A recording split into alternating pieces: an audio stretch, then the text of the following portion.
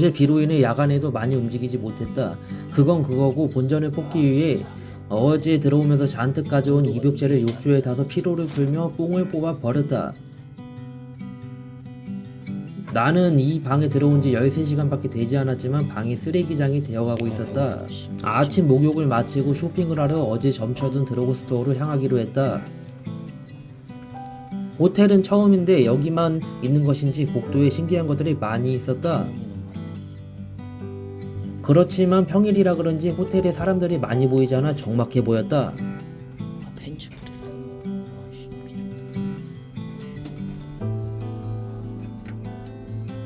처음 예약할 때 8,000원만 더 냈으면 조식 뷔페 이용이 가능했었는데 아쉬웠다.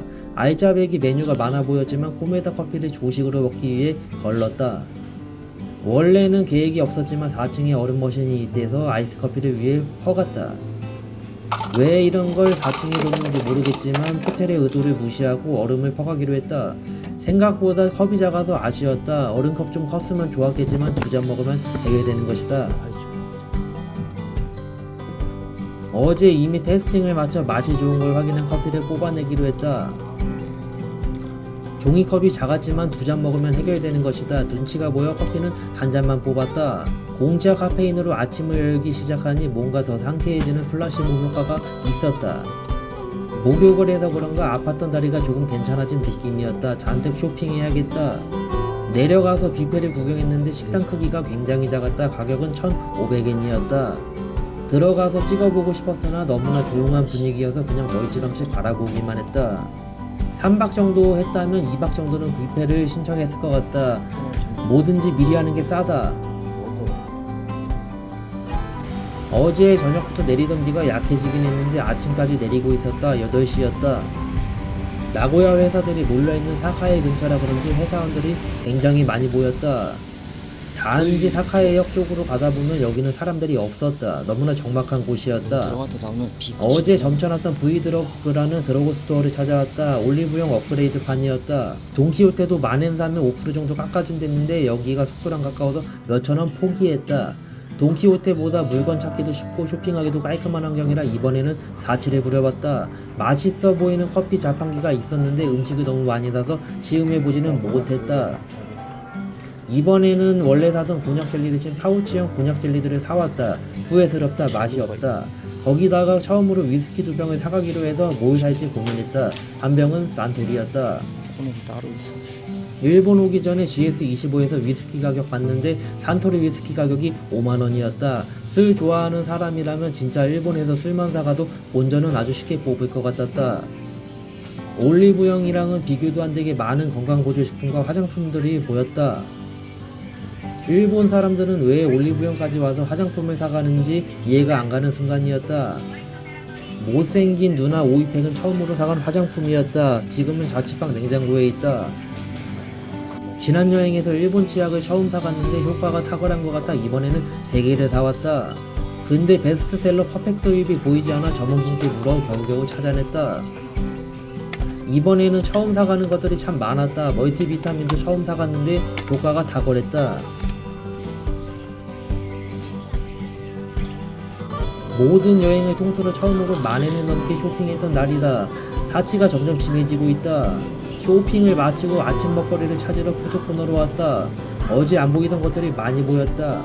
세일을 안 하는 상황인데도 굉장히 저렴했고 아직 뜨끈뜨끈한 도시락들이 많이 보였다. 한 끼에 최대치를 때려박아야 하는 상황이라 아주 신중하게 뭘 먹을지 선별해내고 있다.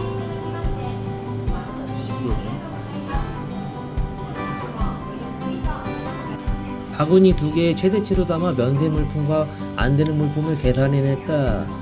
면세 손님이 별로 없어서 그런지 면세는 상주 캐셔가 없어 종호를 눌러서 불러야만 했다. 한 가지 아쉬웠던 점은 술을 어디 담아주는 게 아니라 파손의 우려가 있었다. 포장이 아쉬웠다.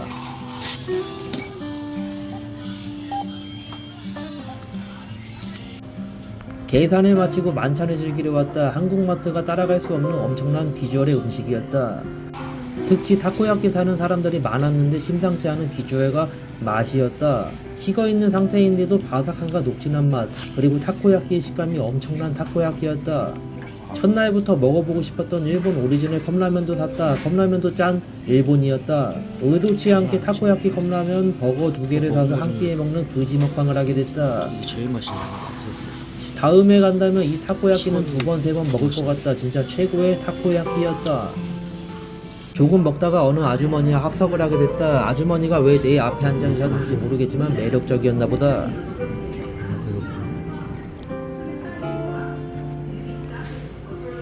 버거는 무슨 버거인지 잘 모르고 샀는데 알고 보니 새우버거와 멘치카스 버거였다. 빵 자체가 프랭크 버거보다 더 좋아 보였고 패티도 롯데리아 상위 호환판이었다. 근데 가격이 미쳤다. 250, 200엔밖에 안 되는 믿기지 않는 가성비였다. 거기다가 맛도 미쳤다.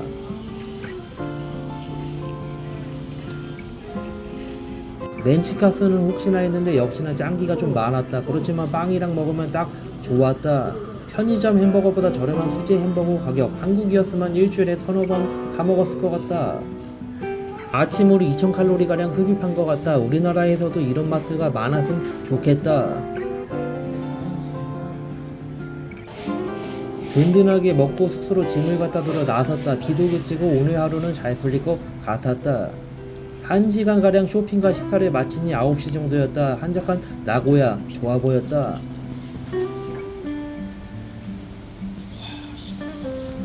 심하죠. 야, 드디어 해가 떴다. 미친나고야 진짜. 이렇게 사람을 먼저 기다려주는 게 힘듭니다. 나고야에서는 활동 반경이 너무 좁았던 것 같다. 다른 동네도 좀 돌아다녀야 했다. 나고야 번화가는 사카이라고 들었던 것 같은데 아침과 밤에는 해당이 안 되는 것 같았다. 아씨, 돈키호테에서 한다니까 씨. 뭐 완충제. 원래는 면세품은 까면 안 되지만 포장이 안 돼 있어서 옷으로 감싼지 다시 캐리어에 담았다. 술이 2병이나 들어가서 캐리어 무게가 많이 나갈 줄 알았는데 정말 신기하게도 13.8kg가 나왔다. 안전하게 쇼핑한 거리들도 캐리어와 가방에 쑤셔 박은 뒤에 체크아웃을 위한 준비를 했다. 아침에 보는 건물 막힌 뷰는 달갑지 않았다. 뷰는 포기해야 하는 호텔이었다.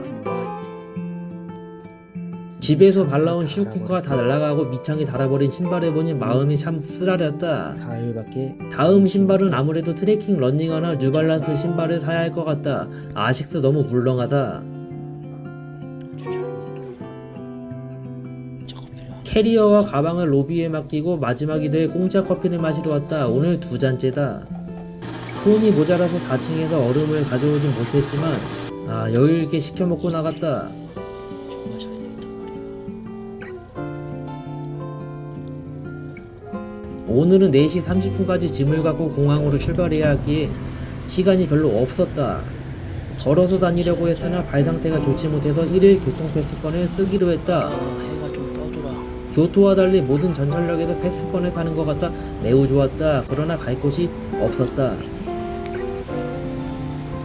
나는 분명히 3대 도시에 왔는데 대도시라는 느낌이 점점 없어지는 나고야 느낌이었다. 승차권 구입에 관해 한국어로 안내하고 있습니다. 한국인 관광객이 그리 많지는 않은 나고야였지만 한글 패치는 정말 잘 돼 있었다. 글씨 같으면 이거 870엔짜리 패스권을 구매했다. 8일에 간다면 620엔에 구매가 가능하다. 그러나 8일 도이치 패스권을 구매하게 되면 하루 기준이다. 다음 날에는 이용 못한다. 약간은 투박한 패스권을 갖고 첫 나고야 전철을 이용하러 나섰다. 복잡하지 않아 좋았다. 히가시야마. 큰 목적지를 두지 않고 구글 지도로 봤을 때 인적이 많은 곳으로 무작정 향해봤다. 나고야역은 어제 의도치 않게 2번이나 방문하게 되어서 나고야역은 피해 향했다. 정말 신기한 게 사람이 없다가 전철이 올 시간이 되면 인파가 몰려들었다. 시간을 보고 오나보다. 근데 역시나 그냥 살 수는 없었나 보다. 또 방향을 반대로 알고 있어서 지하로 넘어가야 했다. 그리고 일본은 지역을 갈 때마다 헛갈린다. 좌측과 우측 동행이 지역마다 다르다. 헛갈린다. 전철이 올 때가 되니 1분 만에 갑자기 사람이 3배로 많아지는 마법이 생겨났다.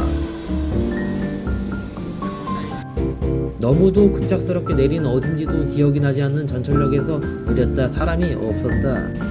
분명히 나는 이곳이 구글에서 시뻘겋게 물들어서 왔는데 인파라고는 찾아볼 수도 없고 고양이만 있었다.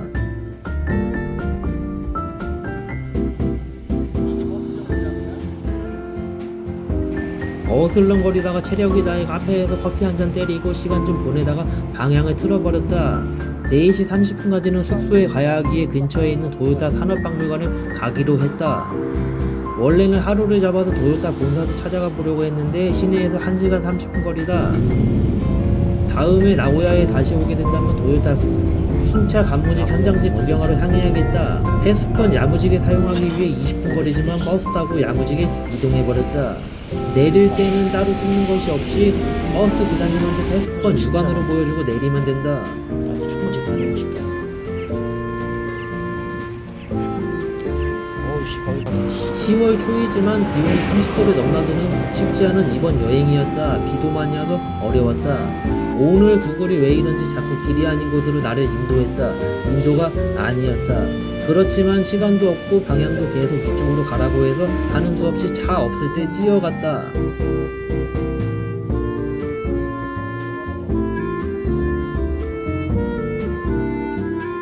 다리가 부서질 것 같았지만 남은 시간 최대치로 활용하고 집에도 가야 해서 뛸 수밖에 없었다. 드디어 도요타 산업박물관에 도착했다. 대표 관광지인데 여기도 사람이 별로 없었다. 차이나타운 아트센터 찾아온 지 알았다. 느낌이 매우 비슷했다. 그러나 여기는 사유지이자 5시까지. 일본이었다. 4시 반까지밖에 못 들어가. 예상외로 시내에서 잘 보이지 않았던 서양 형 누님들이 여기서 많이 보였다. 관광지 인정이다. 산업박물관은 오면 실망하는 사람들이 많을 것 같다. 나고야는 일본 생활을 즐기러 오는 곳인 것 같다. 나도 오피스 카페.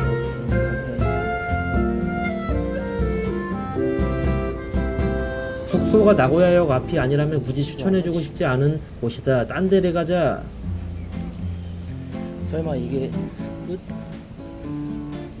이게 정말 끝이었다. 안에는 도요타 및 기타 기술 관련 전시관이 있었다. 천엔을 내야 했다. 기념품치고 가격이 비싸지 않았지만 가난한 내 기준에서는 매우 비싸게 느껴졌다. 전시관이 여러 곳 있었고 매표소는 2곳이 있었던 것 같다. 모두 개별 구매인 것 같았다. 시간 여유가 됐다면 한번 들어가 보려 했으나 시간이 1시간 남아서 패스했다.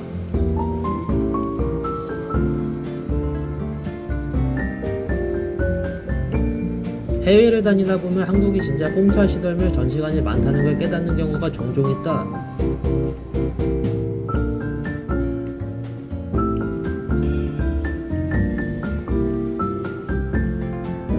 마음 먹으면 20분 안에 보고 싶은 거 다 보고 커피까지 한 잔 제낄 수 있을 것 같은 사이즈였다.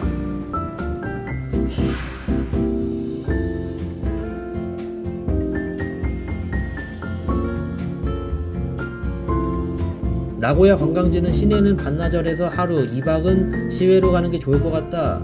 이번 여행은 미리 뭘 할지 생각하고 왔었는데 날씨가 날 도와주지 않아 모두 흐트러졌다. 세계적인 자동차 회사를 만든 도요타 설립자, 수십 년 전에 찍은 사진이었지만 기품 있었다.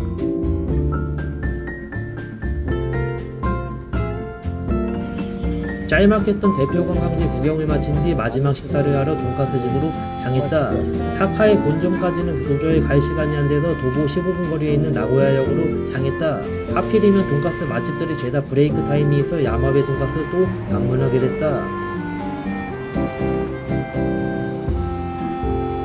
뭔가 푸드코트에 있어서 어제 본점보다 맛이 덜할 것 같은 느낌이 들었다. 거기다가 3시 50분이라 굉장히 한적해 혹시라도 맛이 없을까라는 걱정이 됐다.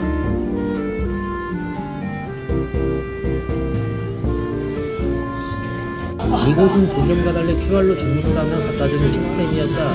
계산은 사람한테 해야 했다. 멀찌감치 보이는 요리사 형님의 아우라가 어제 본점에서 봤던 주방장과 느낌이 비슷했다. 메뉴는 고민 없이 어제와 동일한 메뉴를 주문했다. 우선 비주얼은 합격, 똑같았다. 식감도 어제 먹었던 돈가스와 97% 정도 똑같았다. 아주 미세하게 눅눅한 수준이었다. 이날은 너무 급하게 먹어야 하는 상황이라 의미하지는 못했는데 또 먹어도 미친 맛이었다. 어제 안 좋은 기억 대신 진짜 조용한 환경에서 깨끗한 미소시루까지 클리어하고 돌아섰다. 10분 만에 먹고 나와 다행이었다. 숙소 도착을 4시 30분까지 할 수 있을 것 같았다. 나고야역에 사람이 제일 많긴 했다. 그러나 외국인 관광객 역시 없었다. 일일 패스권이 공항까지 이용 가능한지 물어봤는데 그건 안 된댄다. 980엔짜리 또 사야 된다. 초특급 열차는 1300엔이라고 하는데 그냥 특급이 제일 가성비 좋고 5분 차이 난다. 전철역이 존나 가까웠어. 정말 다행인 게 숙소에서 전철역까지 3분 거리였다. 10분 거리였다면 나는 집에 못 왔을 거다.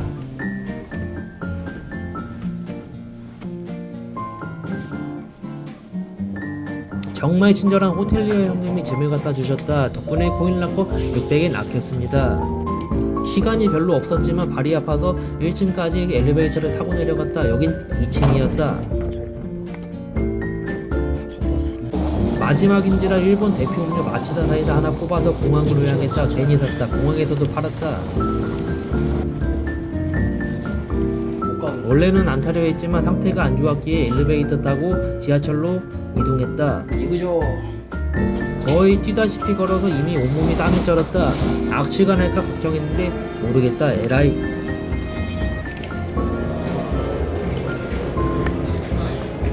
하필 나고야역으로 향하는 방향이 또 지하도로 넘어야 해서 힘겹게 넘어갔다. 너무 아팠다. 아침과 달리 이때는 퇴근 시간과 맞물렸는지 어마무시한 인파가 함께 전철에 올라탔다. 10분 안에 표를 못 산다면 공항에 못 가는 상황이었지만 기어이 집 가는 전향을 찍고 있었다. 나고야역에는 신기하게 생긴 사람들이 참 많이 보였다. 근데 사람들 퇴근 너무 빨리 하는 것 같았다.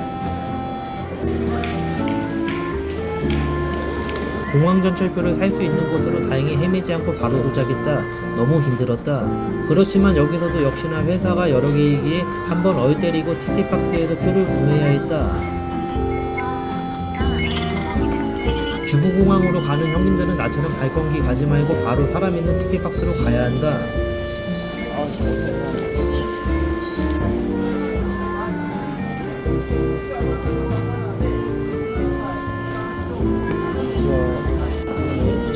시간이 없다고 초고속으로 발권해주셔서 30초 만에 티켓 구매하고 역 안으로 들어설 수 있었다. 지금 시간이 16시 57분이었는데 특급이 아니었으면 공항에 제때 도착하지 못하는 시간이었다. 죽기 살기로 집중해서 특급 열차 타는 곳으로 향했다. 그러나 일본 전철 역시나 복잡하고 어려웠다.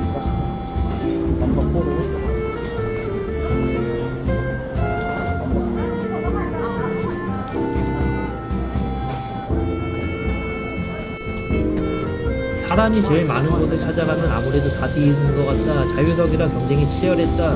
물론 3분 전에 도착한 나는 서서 갔다. 도착하지 회전거장 전부터는 앉아갔다. 5분 정도 앉았다.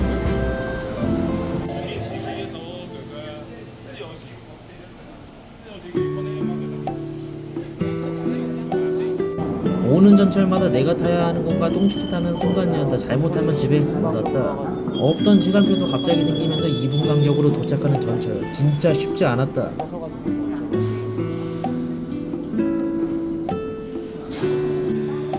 뭔가 좋아 보이는 전철이었다. 내가 탈 거였다. 일본에서 전철 생김새 공부하고 가야 된다. 콩나물시루는 아니었지만 앉을 자리는 없었다. 희한하게 공항까지 가는 사람들은 별로 없었다.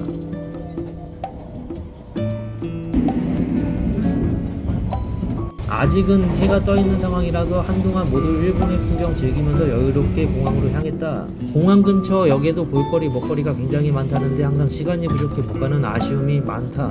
이직을 하거나 회사를 그만두게 된다면 일주일에서 한 달 정도 여유롭게 다녀보고 싶다. 조만간 기회가 생길 것 같긴 한데 지금보다 나은 환경으로 이동한다는 게 쉽지는 않은 것 같다. 공항까지는 40분이 걸리지 않는 시간이 걸렸다. 정말 운이 좋은 마무리였다. 이렇게 짧고도 아쉬웠던 나고야 여행이 마무리됐다. 그런데 중공항 너무 좋았다. 또 가고 싶다.